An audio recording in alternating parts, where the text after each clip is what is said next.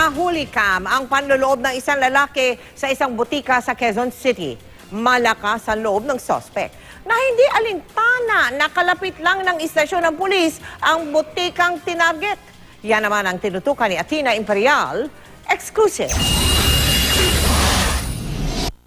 Sa CCTV footage na ito, kita kung paano lumusot sa roll-up door ang lalaking nakasuot ng jacket at shorts sa loob ng isang butika sa Novaliches, Quezon City. Dali-dali itong nakapasok sa glass door ng butika dahil wala itong kandado. Gamit ang flashlight, ininspeksyon ng suspect ang loob ng drugstore. Paulit-ulit pa ang ginawang paghahanap nito ng mga maaaring makulimbat sa counter ng butika. Lumapit pa nga ito sa CCTV camera at tila wala itong malay na nandoon ng camera. Makaraan ng halos 8 minuto, lumabas na ito mula sa butika at tangay ang mga ninakaw na gamit. Pasado alas 6 ng umaga nang mapansin ng papasok na empleyado ng drugstore ang nakaangat na roll-up door ng butika at ang nilagaring kandado nito. Nang makita ito, agad siyang dumulog sa pulisya.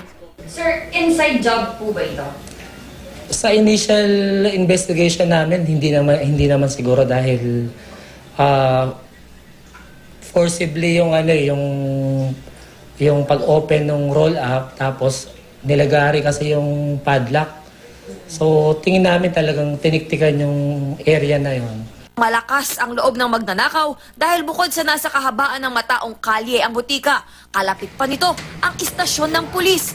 Halos 2,000 piso at 2 cellphone ang tinangay ng suspect. Sa kabutihang palad, hindi nagalaw ng salarin ng vault ng drugstore.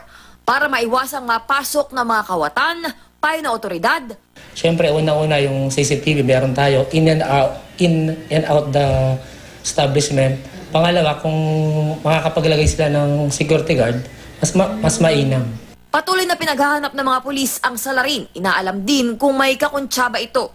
Tumanggi munang magbigay ng pahayag ang pamunuan ng nilooban na butika. Athena Imperial nakatutok, 24 oras.